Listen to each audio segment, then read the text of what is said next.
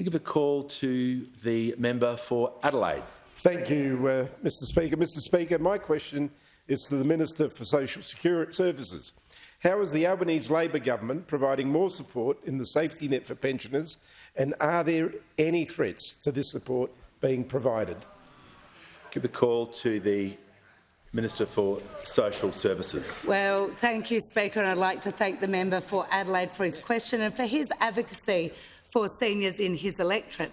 The Albanese government is proud to continue the strong Labor tradition of supporting older Australians. Now, we know Australians, including our seniors, are under pressure, and we are providing more cost of living relief. We are strengthening the safety net for pensioners by continuing the freeze on deeming rates for a further 12 months. This means part pensioners may earn more on their investments without it affecting their payments, benefiting around 450,000 aged pensioners.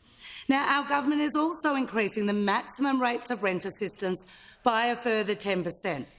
This is our second consecutive increase and means that on the September 20, the maximum rates of rent assistance will have increased by more than 40% since our government was elected. Now, this will assist 200,000 aged pension households. And of course, our freeze on co-payments for PBS medications means that 6 million pensioners and other concession card holders will pay a maximum of $7.70 per script for the next 5 years. And our energy bill relief will provide every Australian household with $300 rebate for their power bills. Now, these measures are providing significant additional assistance to pensioners and are in addition, of course, to the indexation of the pension, which ensures pensions keep up with the cost of living. Now, it was Labor, when last in government, who increased pensions and introduced the more generous indexation arrangements. Now, of course, I'm asked if there's any threats to pensioners and for more support for pensioners, and unfortunately it is. It is those opposite. Now, Mr Speaker, those opposite have a record when it comes to cutting support for pensioners.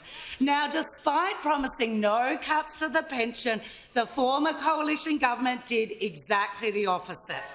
The former coalition government, in which the Leader of the Opposition was a Cabinet Minister, tightened the pension asset test, kicking thousands of older Australians off the pension and reducing pensions for many others. Order. For older Australians, they axed the senior supplement. And let's not forget those opposite had a plan to lift the pension qualifying age to 70 and remove the better off indexation that we put in place. And now the member for Hume is leading the charge again to attack the pension. It's time for the member for Hume, and indeed all of those opposite, to come clean for their plans for the pension. We know the member for Hume has labelled indexation on the pension as unrestrained spending, which he will claw back. Labor will stand up for pensioners, unlike those opposite.